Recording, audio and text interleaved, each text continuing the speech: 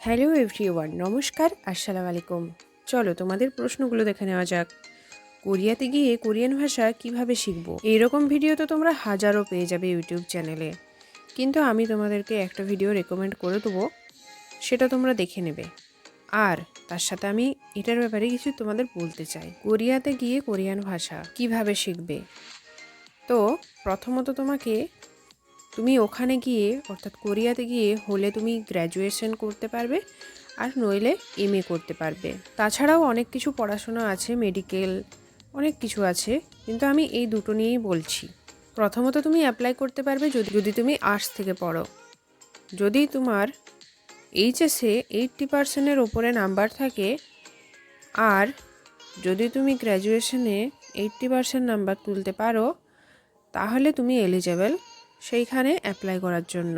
একদম ফ্রিতে থাকা, খাওয়া, আসা যাওয়ার, ফ্লাইট টিকিট, সমস্ত কিছু ফ্রিতে। এমনকি টিউশন ফি পর্যন্ত তুমি ফ্রিতে পেয়ে যাবে।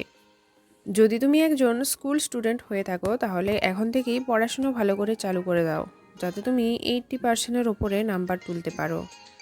এবং কিভাবে অ্যাপ্লাই করবে সেই ভিডিওটা আমি আমার এই ভিডিও লিঙ্কে দিয়ে রাখছি, তোমরা দেখে নেবে। সেখানে সমস্ত কিছু ইন ডিটেলস বলে দেওয়া হয়েছে একদম ভালোভাবে। তো প্রথম তোমার কাজ ভালোভাবে নাম্বার তোলা, তারপর তুমি কিভাবে অ্যাপ্লাই করবে, কিভাবে কি করবে না করবে সেই সমস্ত কিছু ওই ভিডিওতে বলে দেওয়া হয়েছে। প্লিজ তোমরা ওই ভিডিওটা দেখে নাও। নেক্সট যে প্রশ্নটা ছিল সেটা হলো, কোথায় কোথায় বিটিএসের সাথে মিট করা যাবে? বিটিএসের সাথে দেখা করার কিছু উপায়। প্রথমে তোমাকে রোজগার করতে হবে। যদি তোমার কাছে টাকা না থাকে, তুমি কখনোই বিটিএসের সাথে দেখা করতে পারবে না। যদি ইন্ডিয়া এবং বাংলাদেশে বিটিএস কনসার্ট করতে আসে, তাহলে তো ভালো কথা, তাহলে তোমরা বিটিএসের সাথে কনসার্টেই দেখা করে নিতে পারবে। কিন্তু সেটার জন্যও তো টাকা চাই, সেটার জন্য তোমাকে কিছু টাকা জমিয়ে রাখতে হবে। আর বিটিএস মেম্বাররা যদি ইন্ডিয়া বা বাংলাদেশে না আসতে পারে, সেটা তো বিটিএস মেম্বাররা ঠিক করে না, ঠিক করে তাদের কোম্পানি হাইব এবং বিগ হিট। সেটা না হয় পরের কথা। আমি তোমাদের এটা বলতে চাইছি যে যদি বিটিএস মেম্বাররা বাংলাদেশ বা ইন্ডিয়াতে না আসে, তাহলে কিভাবে তুমি বিটিএসের সাথে দেখা করবে? তাহলে প্রথমত তোমাকে টিকিটের যাওয়া আসার খরচাটা বাঁচিয়ে রাখতে হবে। প্রথমত হলো প্লেনের টিকিট, তারপর হলো বিটিএসের কনসার্টের টিকিট। বিটিএসের কনসার্ট প্রায় কোরিয়াতে হয়ে থাকে।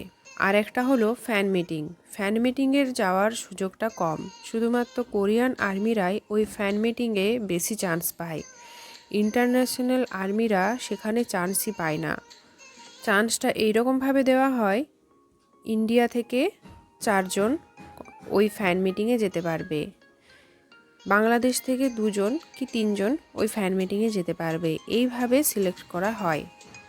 আর সেই ফ্যান মিটিংয়ে তারাই যেতে পায় যারা বেশি বেশি করে বিটিএসের অ্যালবাম এবং বিটিএসের বিভিন্ন রকম জিনিস উইভার শপে যেগুলো পাওয়া যায় সেগুলো কিনে, তারাই সবথেকে বেশি চান্স পায়। আর তারাই বিটিএসের সঙ্গে একদম সামনাসামনি দেখা করতে পারে, কথা বলতে পারে এবং টাচও করতে পারে। লাকে একজনই পায় সেই চান্সটা। তো কিভাবে চান্সটা দেওয়া হয়?